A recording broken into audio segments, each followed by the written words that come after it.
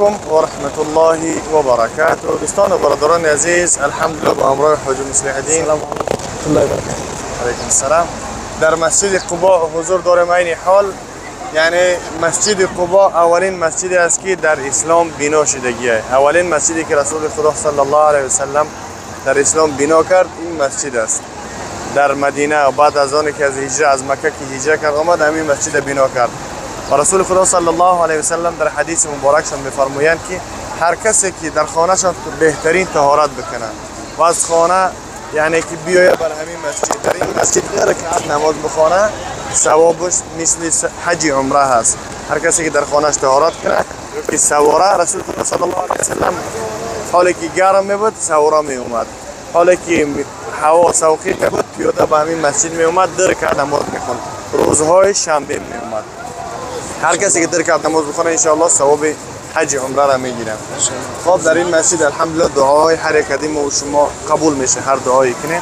و مخاطر کسی که فرصت دارین وقت دارین وقت را بهوده صرف نکنین بیاین ان شاء الله در این مسجد در رکعت حد اقل نماز بخونین.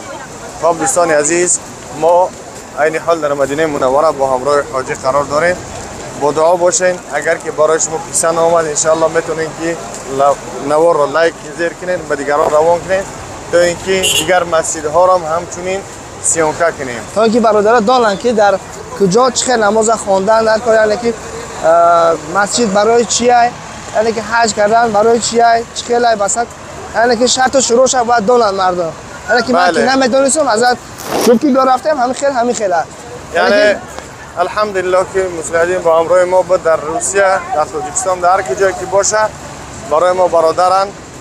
ما مخاطب دوستان عزیز وقت فرصت را از دست ندهین، برادران خوب را از دست ندهین. یعنی تا بتونی جان بده برادران خوب را گم مکن. بله. ما شاهد شدیم همه مردن.